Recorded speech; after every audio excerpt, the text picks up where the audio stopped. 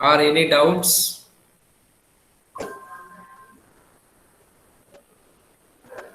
Any questions or doubts?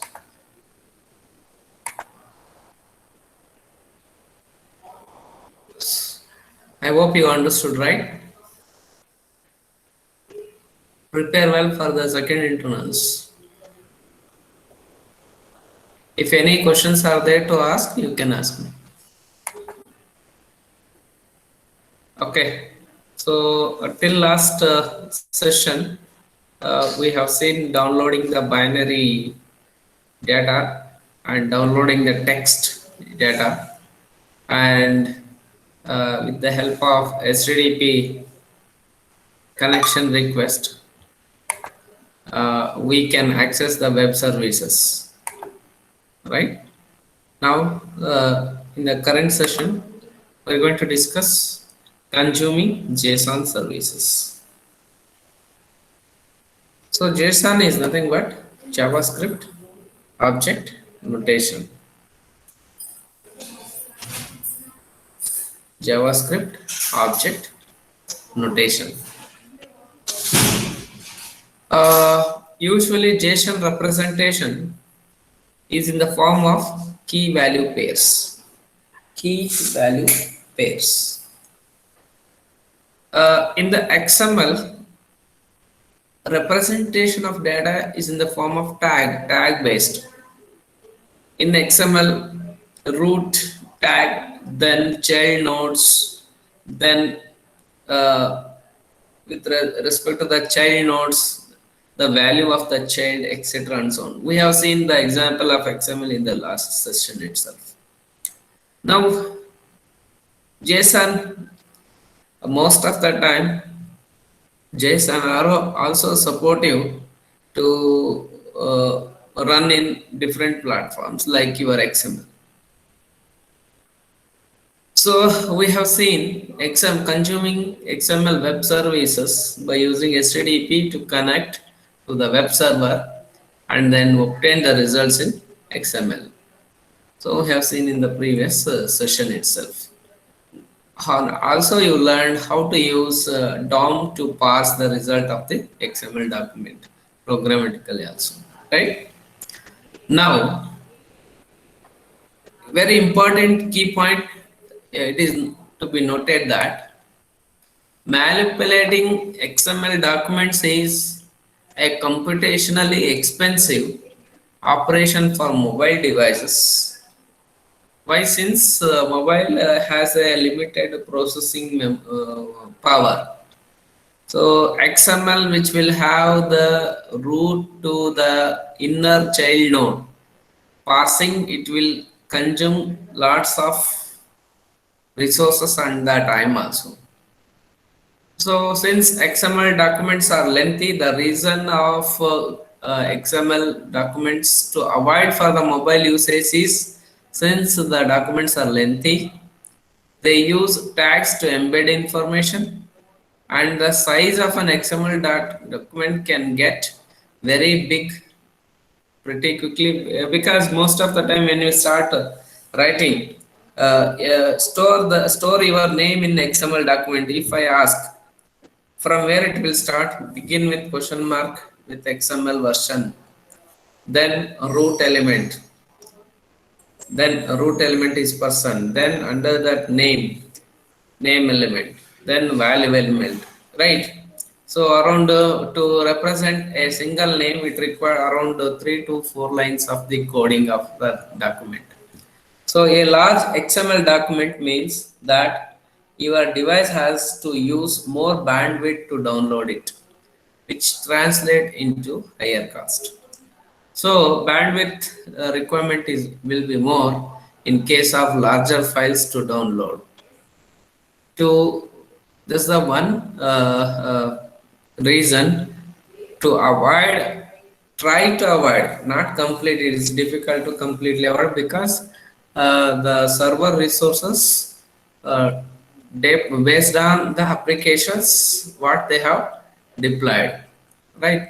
So you can avoid in the case of that, or you can have an intermediary server to to convert from XML to JSON, then JSON will be given as an input to your mobile application. That's another possibility.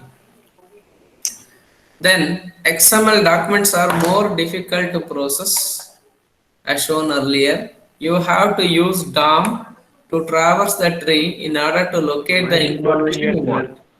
Yes?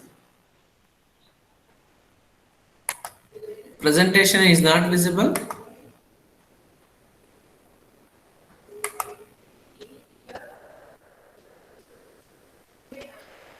Visible or not visible? Visible, sir. Fine.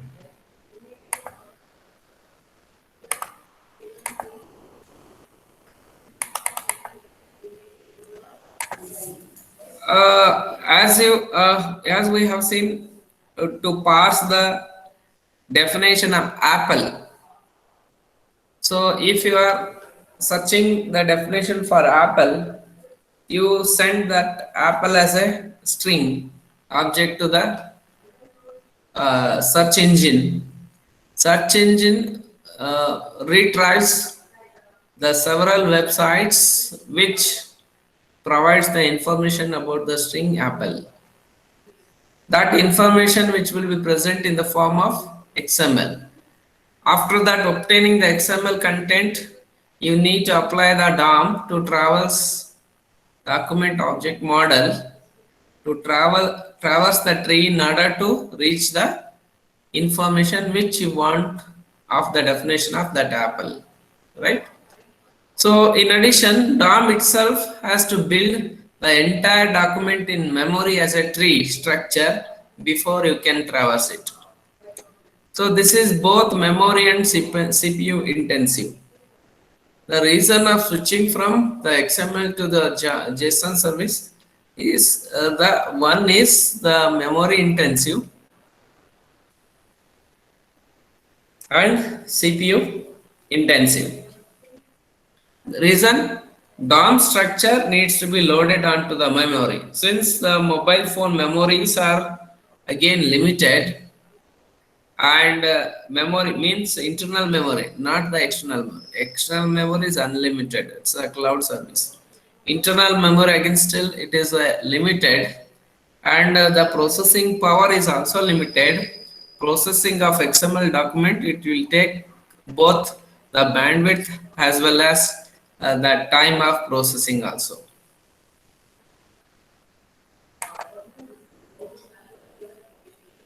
So look here.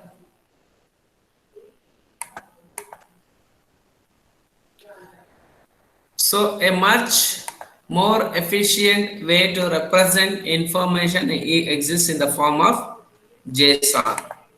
You can represent the efficient way of representation of the same information which was maintained in XML in JSON is more efficient since it uses key value pairs.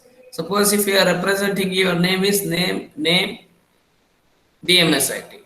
So name is here the key, value is BMS ID. So and also curly braces are used to represent the JSON objects. We will see the example now. JSON are lightweight data interchange format, easy for humans to read and write. It is also easy for machines to parse and generate. The following lines look like the JSON content.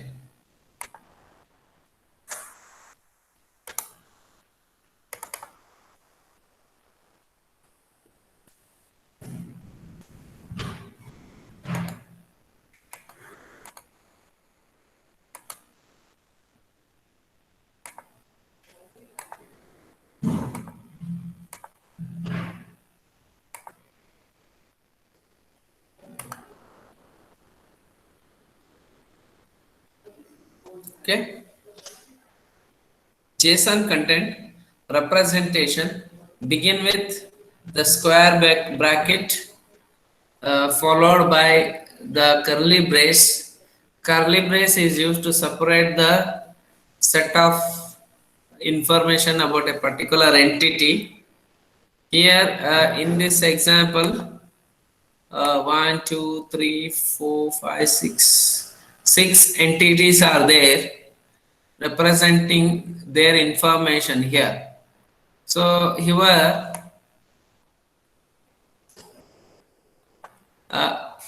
app EID 1, survivor ID 1, location, survey date, survey time,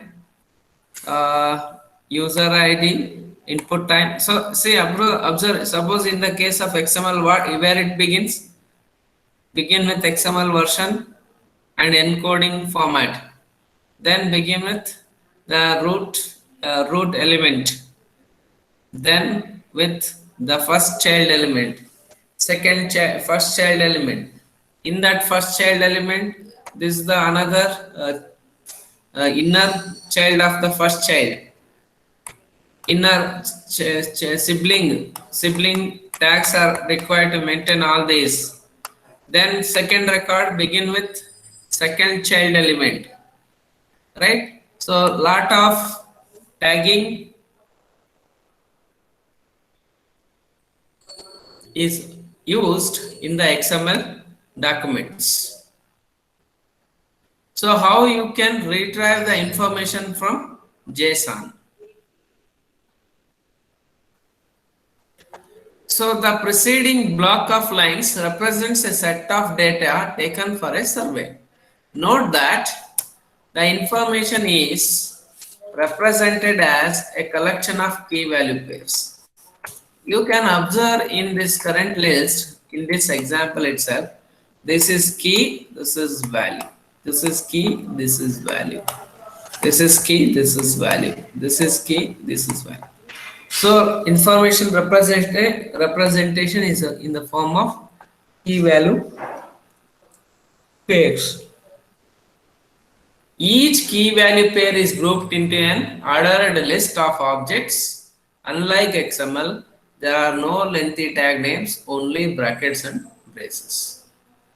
Okay, so you are able to see and you are also able to understand very clearly about key value pairs and representation of the JSON object using brackets.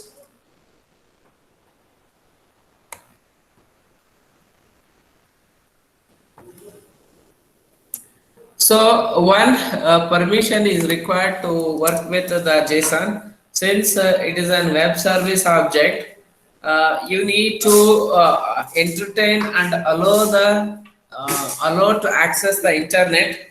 For that, you need to provide the permission for the internet. Users permission Android name equal to android.permission.internet.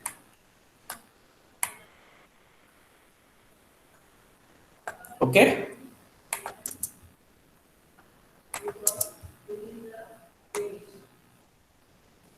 Now, to interact with the JSON, like how we did for the XML to fetch the information from the XML, to fetching that we did the parsing. Through parsing, where we were able to identify the data and the tags separately. From that, we access the information about the search string which you passed in the code.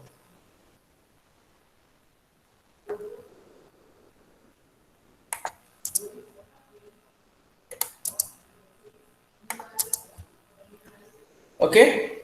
Now, in addition to that, we need to have a special import packages to work with JSON.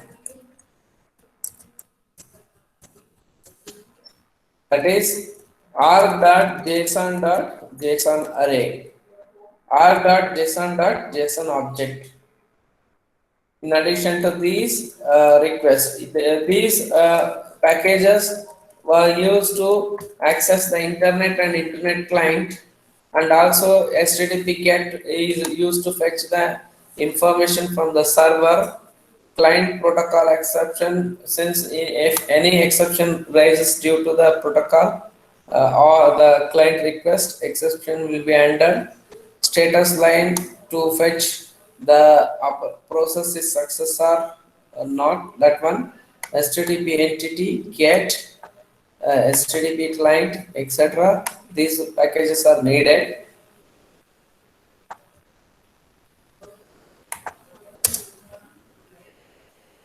Then asynchronous tasks of downloading the multiple XML or JSON object from the web resources. For that we used log to maintain the exception and record the history of the processing and transactions.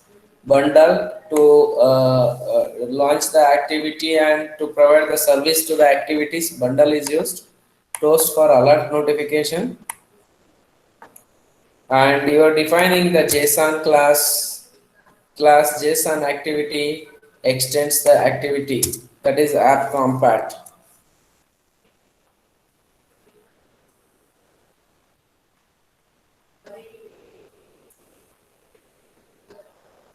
So it is, you are defining the public string read JSON feed. Read JSON feed is the user defined method. You are defining that string URL. The URL, so URL which you are passing from that source of URL, you are fetching the information from the web server. So URL which reads the JSON feed. String builder is used to hold the intermediary string values in the buffer memory to fetch this JSON information. And HTTP client GET, two objects you have created. Client, you are accessing that client with new default HTTP client, and accessing HTTP GET, new HTTP GET with URL. GET request is used to fetch the information.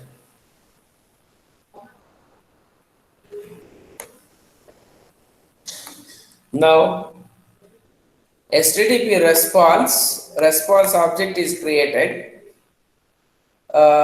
once client executing the HTTP GET.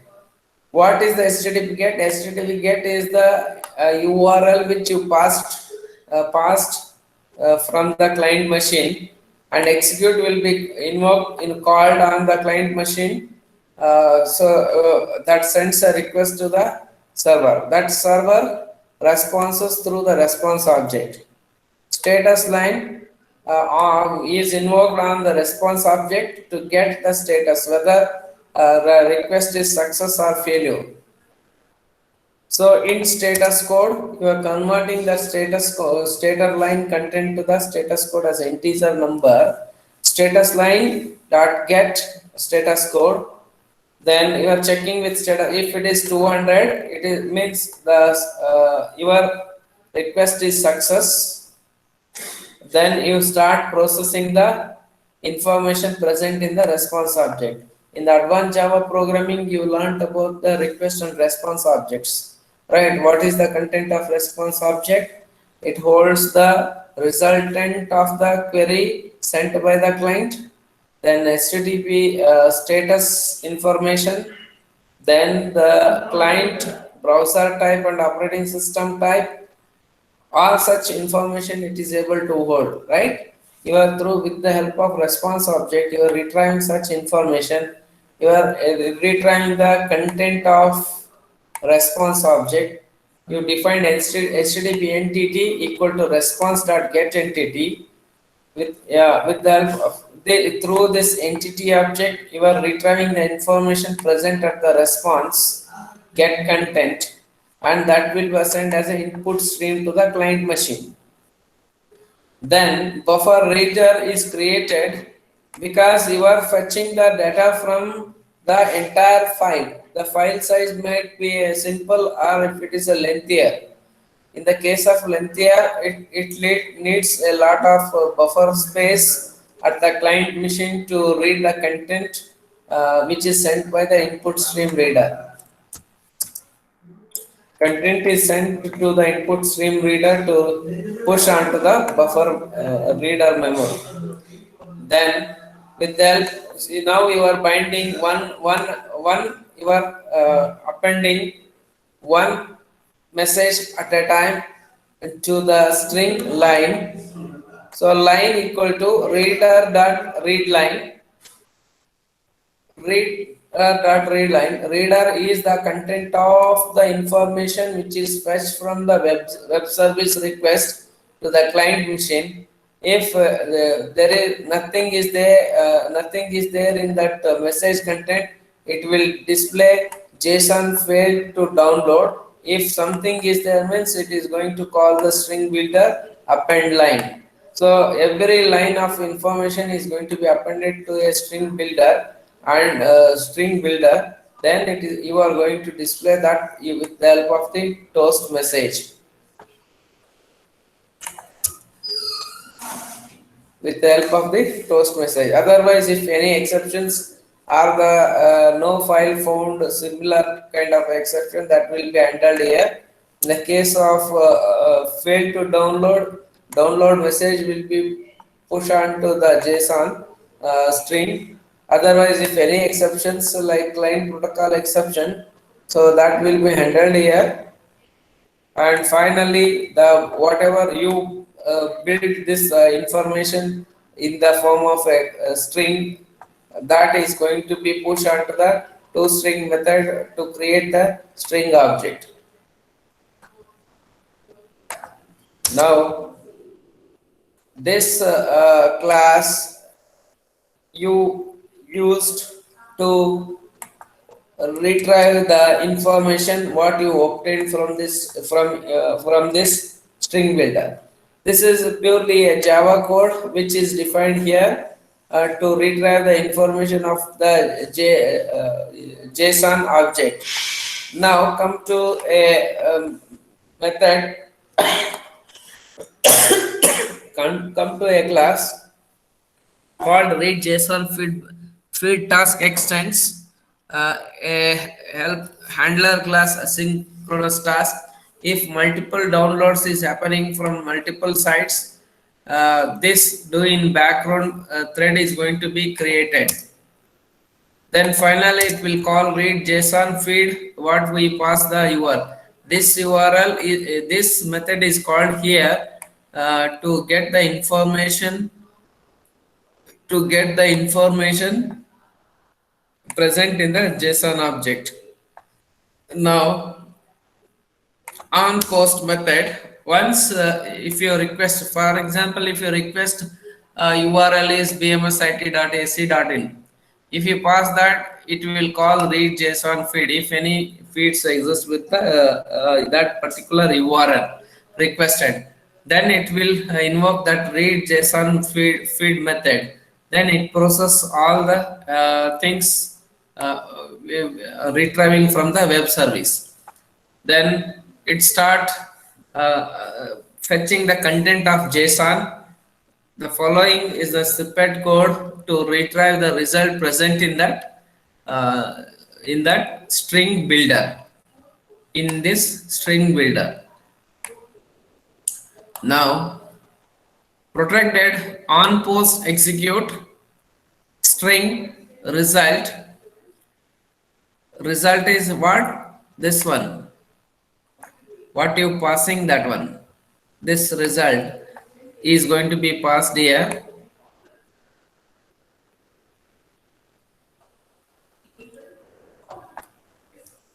JSON array. Since in this example of JSON, it is in the form of array only, right? So multiple entities is grouped together. Similar entities are grouped together and present it as an JSON. So you can create a JSON array to read the information of each objects of the JSON. New JSON array result. The whatever the array you are passing, that is read as a JSON array. So log I JSON number of surveys in feed. JSON array dot length. According to our example, there are six different surveys here we can find. So it will read the array size, JSON array size as dot length method will be invoked to retrieve the JSON length. JSON length according to that example is 6. Number of surveys in field is 6. So now you are fetching each content of the JSON field using the for loop method. So once after finding the length of it, you are fetching each information, each JSON object content by using JSON object equal to you are fetching the objects from the JSON array with the help of the get JSON object method. Get JSON object method is retrieving the each object information and it will be stored as a JSON object. Then with the help of the toast alert, you are going to display the content of the JSON object onto a toast. So get base context, get string Apple ID, app ID value you are going to fetch with the object get string input time. So input time and these two fields are you are going to fetch. The one is the app ID and the another one is input time. These two information we are going to fetch by using get JSON get string method on the JSON object. Finally, that is going to be displayed with the help of toast. If any exception in between to process this information, it will handle the general exception and it will also tell you the reason of exception. Then this is the code of the activity, because that JSON object present in the web server, you are fetching that content, you are pushing onto the string builder, and that will be stored as a buffered memory. Then with the help of the JSON content, with the help of JSON related objects, you are fetching the information from the JSON. Now all these things process have happened at the back end. Now you want to pull the content which is going to be displayed onto an activity. This on create is required. So on create method is going to be pull the content which is present at the background as in the form of JSON and display to the front, display to the front on the activity of your mobile screen. So set content view new read JSON feed task dot execute method. In the execute method, you are passing the URL where you are obtaining the information from this information from this URL path, right? So for example, it is taken here is some survey.html. This resource you are requested to the web service. Execute method will be called where that where it is going to invoke. Execute method is going to be invoked here. That URL is passed here. It is fetching the information in that URL. If any JSON feeds are there, it is going to be retrieved with the help of JSON array object. I hope you understood this one, right? Clear?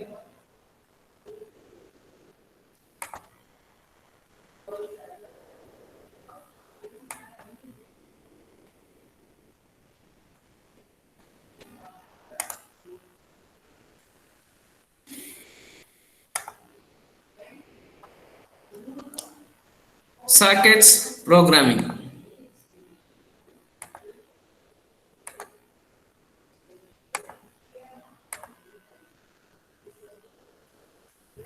Sockets programming. So since from last 2 semesters you are learned about the socket programming in the basic just Java programming course, also you learned about sockets, And also in advanced programming also you learned about sockets. Now you are going to learn the circuit programming with respect to your Android mobile phone. Since Android supports the Java, most of the content you learned so far that can be used here to implement and create a chat application.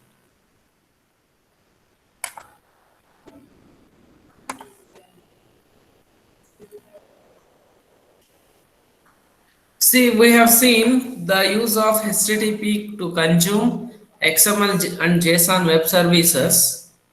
While most web services use HTTP for communication, they inherently suffer from one huge disadvantage, that is stateless. Stateless means there is no state involved. There is no maintenance exist. For example, like I'm communicating, right?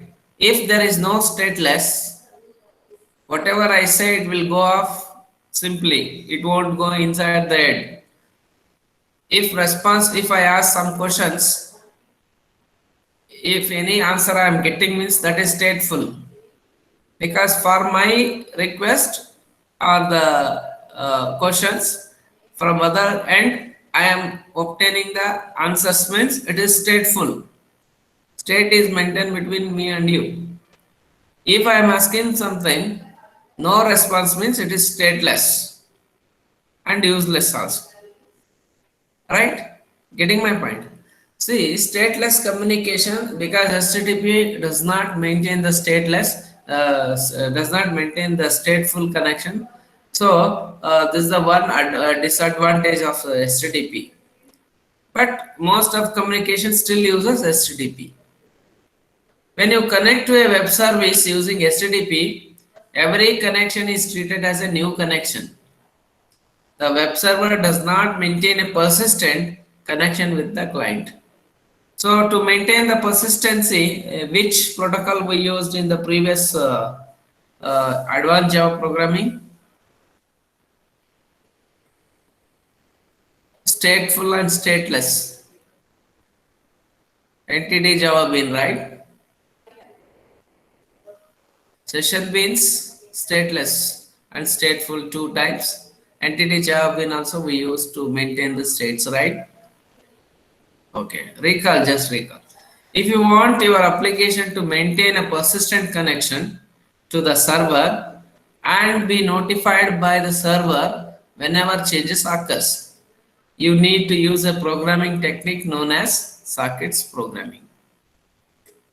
Okay, to maintain the state between the client request and server response, you can go with socket programming. Even sessions and cookies also use sessions. Different type of sessions we had discussed, right? So there also you can maintain the sessions, right? HTTP session class was used to maintain the session between the objects, the client and server objects, right? We have seen all those things. So in addition to that, you can go with sockets programming to maintain the states. Sockets programming is a technique through which you use to establish a connection between a client and server. So in mobile application concern, to view of the point of mobile application, you can build an Android chart client application that connects to a socket server. So we'll see some example.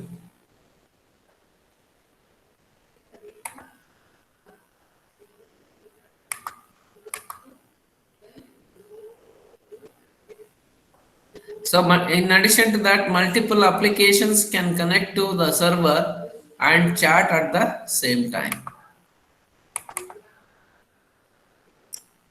See, this is the one simple code for creating the charting application.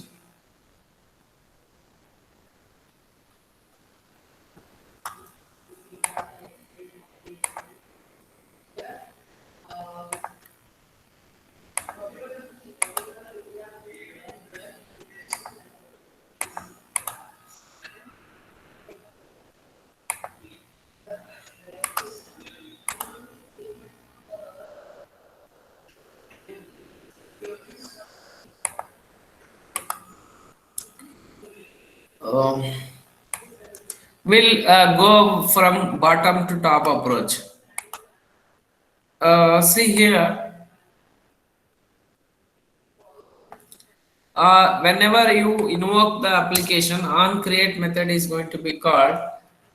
It is going to get the text message. Text message, you are retrieving the text message which is passed, and text messages received, number of text messages you received from the text wave. So first go with the GUI which is defined for you. This is the GUI, Android activity.xml file. So the text information, which are the text information? Edit text. The ID is text message. Button, one button. Send message is the one button. And the text view, another text view. Messages received. Right. So here, how many? One is edit text, one is button, one is text view. So once if you click on send message, on click send is going to be, that method is going to be invoked. Whatever the definition which is present on the on click send method, that is going to be displayed. I think we are binding that result in this text messages received. Okay. And this is the Android manifest.xml to provide the permission to the internet, since you are going to work on socket programming. Socket programming uses the service, internet service again. Manifest XML.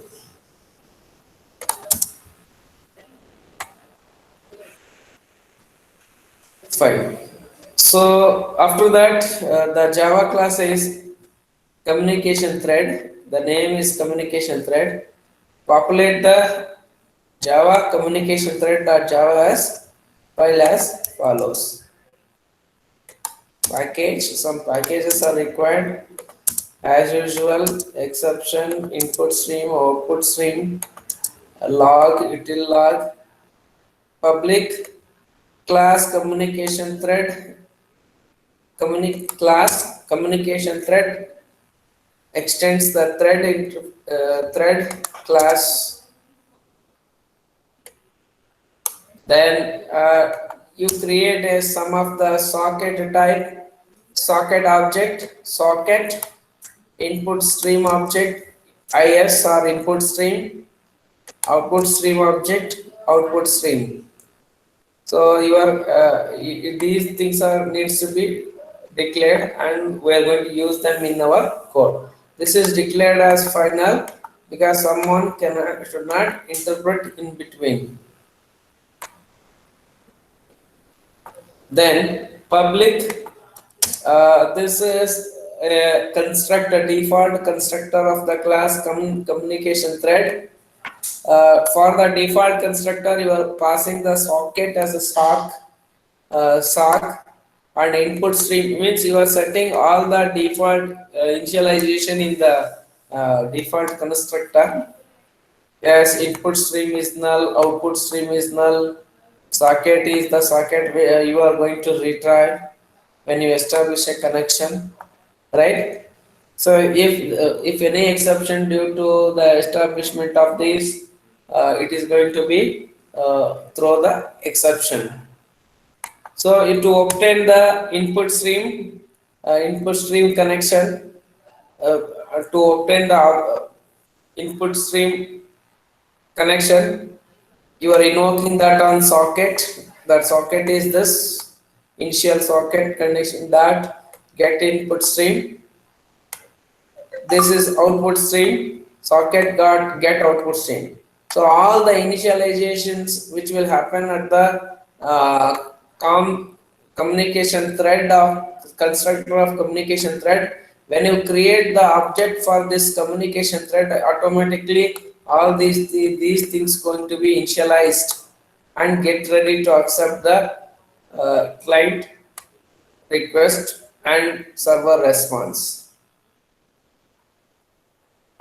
And finally, you are assigning these in-stream and outstream object which is obtained through socket dot get input stream, socket dot get output stream, and initializing that to the input stream and output stream. So now you are get ready with the socket connection. Then run is used. Run is a thread interface method, thread class method, default method to start defining, creating the buffer size, buffer store for the stream. Minimum buffer size you specified is 1000 to 24 kilobytes. So then int bytes return from read statement. Then keep listening to the input stream until an exception occurs. This code is used. This code is used to retrieve the content which is present under the buffer memory. So bytes equal to input stream dot read buffer. The input stream which you obtained from the socket means suppose somebody chats hi.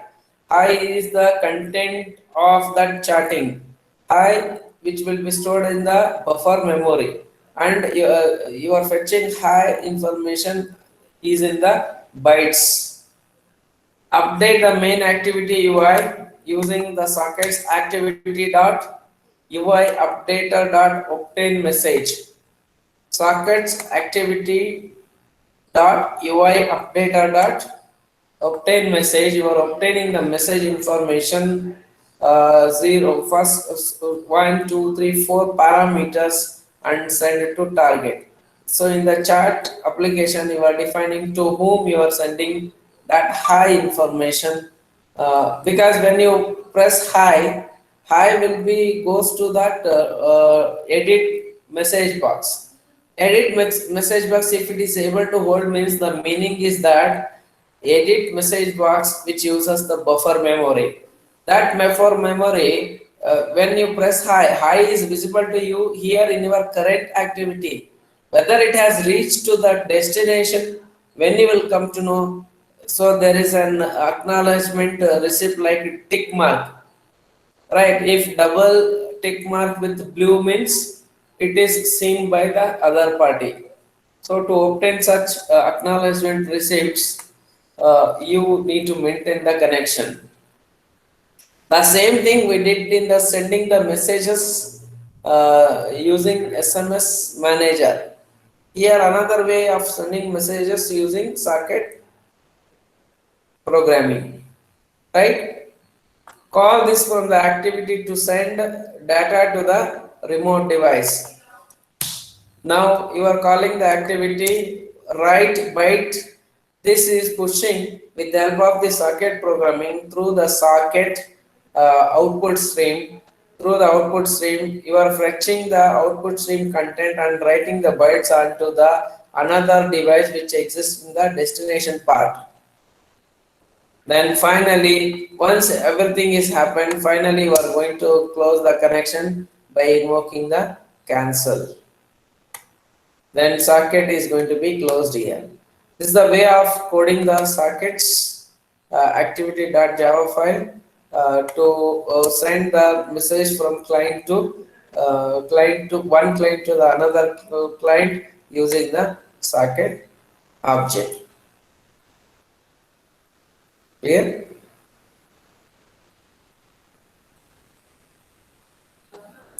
Here through your, that is the Java code again, behind the scene it happens. Now in the foreground, activity manager is going to be handle this one activity.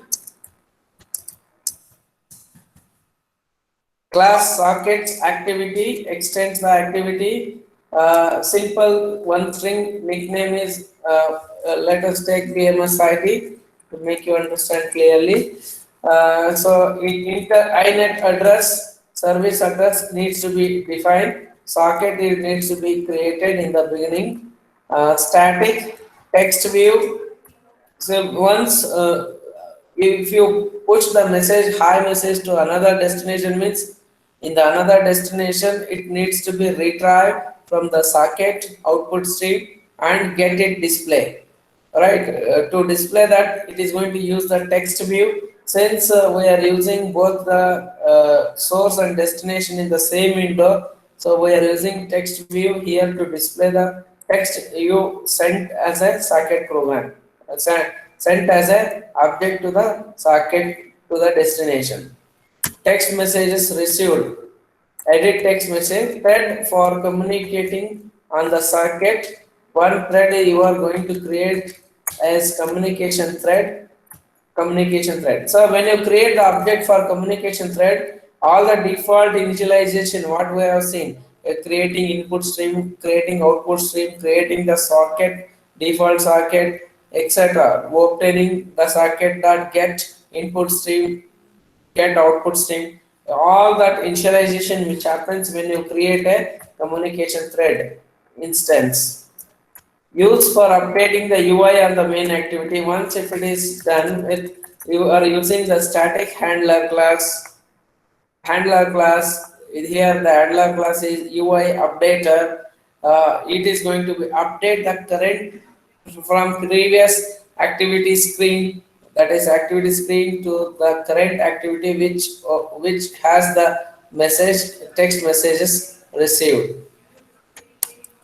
Then void handle message int number of bytes received in your current phone. You are obtaining such information by defining the buffer as a byte array. Why it is used byte? Since your device is limited memory, byte is going to be used here rather than the kilobytes. Then string received of substring.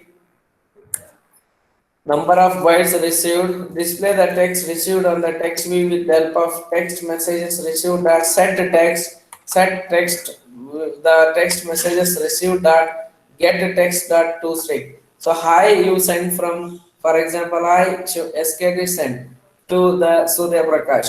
So hi Surya Prakash now received, and that hi is going to be displayed on his phone, right? Using this text message receives a text set text method.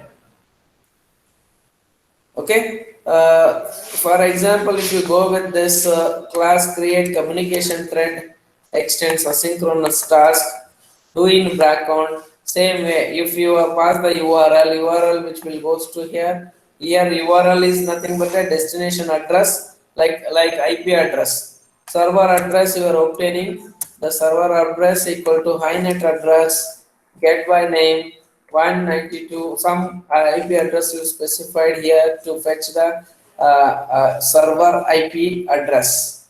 Then remember to change IP about to match your own socket.